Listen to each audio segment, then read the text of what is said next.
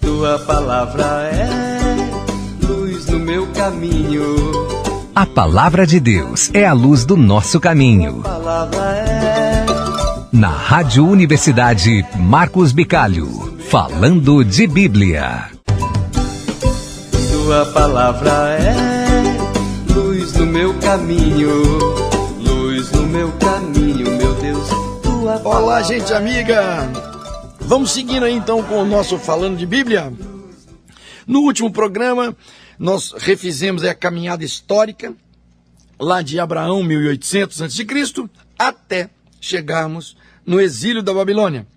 E é lá, no exílio da Babilônia, por volta aí do ano 570, mais ou menos, antes de Cristo, que os dois livros de Samuel foram escritos. Então os livros foram escritos no tempo do exílio, mas relatando acontecimentos, fatos, lá do ano 1100, do ano 1000, ou seja, fatos que já tinham acontecido 500 anos atrás. E lembrando que, como eles estavam lá no exílio, estavam escrevendo sob a perspectiva deuteronomística. O homem peca, Deus castiga. O homem se arrepende, Deus perdoa. E o livro de Samuel é bem interessante. Se a gente for fazer uma primeira divisão, vamos pegar o seguinte: o primeiro livro de Samuel, do capítulo 1 a 7, é a história do Samuel. Provavelmente veio lá da tradição oral dos círculos proféticos lá do norte, quando o reino estava dividido em norte e sul. Isso capítulo de 1 a 7. De 8 a 12 é a transição do poder do Samuel, né, passando para o rei Saul. Então, era assim, tudo concentrado lá em Samuel, e aí o poder, e aí vai passando para o rei Saul, que foi o primeiro rei eleito, o primeiro rei escolhido por eles. Então. Depois, dos capítulos 13 a 15, aí já é o reinado de Saul, e de 16 a 31 é a transição de Saul para Davi. E o segundo livro de Samuel, inteirinho, do capítulo 1 ao 24, é sobre o reinado de Davi. Perfeito? Perfeito. Então, só para a gente lembrar, eu já disse para vocês aqui várias vezes, toda vez que for nascer alguém muito importante, ele nasce em condições especiais. Então, olha a situação do Samuel. Primeiro livro de Samuel, capítulo 1, versículo 1. Abra sua Bíblia aí. O quê? Você ainda não está com a Bíblia aberta? Como é que você quer aprender a ler a Bíblia sem a Bíblia? Pega a sua Bíblia. Pegou? Abre no primeiro livro de Samuel. Ah, eu não achei. Vai no índice, então, até guardar. Pronto? Pega no primeiro livro de Samuel, capítulo 1, versículo 1. Havia um homem sufita de Ramataim, na montanha de Efraim. Chamava-se Elcana. Era filho de Jeroam, filho de Eliú, filho de Tu, filho de Suf, o Efraimita. Elcana tinha duas mulheres. Uma chamava-se Ana e a outra Fenena. Fenena tinha filhos. Ana, porém, não tinha filhos. Começou o problema. A Ana era estéril. Todos os anos, Elcana subia de sua cidade para adorar e oferecer sacrifícios ao Senhor dos Exércitos em Silo. Lá eram sacerdotes do Senhor os dois filhos de Eli, Hofni e Finéias. E aí vai. E Elcana fazia sacrifício e tal, e queria ter um filho com a Ana. Vamos lá, pula aí para o versículo 11. Versículo 10. Ana, cheia de amargura em profusão de lágrimas, orou ao Senhor e fez a seguinte promessa: Senhor dos Exércitos, se olhares para a aflição da tua serva e de mim, e te lembrares, se não te esqueceres da tua escrava, e lhe deres um filho homem, eu o oferecerei a ti por toda a vida, e não passará navalha sobre a sua cabeça.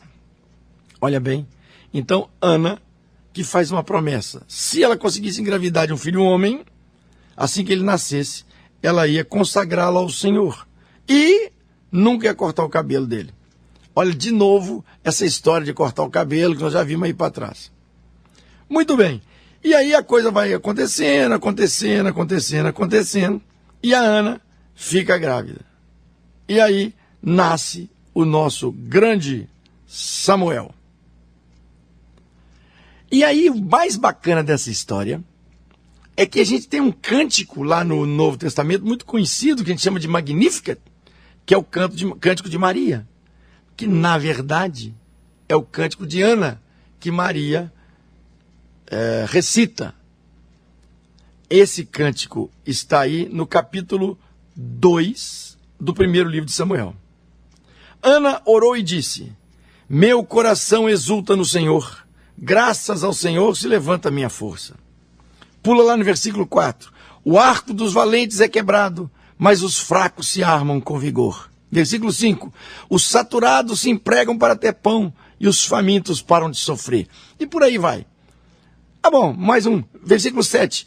O Senhor é quem torna pobres os ricos, é Ele quem humilha e exalta. Versículo 8. Levanta do pó o necessitado e do monturo ergue o indigente. Versículo 11.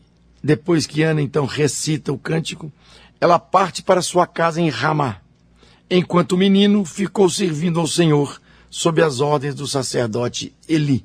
Então Ana ganha Samuel, entrega ele no templo, conforme a sua promessa, para que ele pudesse servir a Deus. Então, e canta, e ora, e faz essa linda oração, que é o cântico de Ana, que para nós, lá no Evangelho de Lucas, no Novo Testamento, é o Magnífica de Nossa Senhora. Pergunta.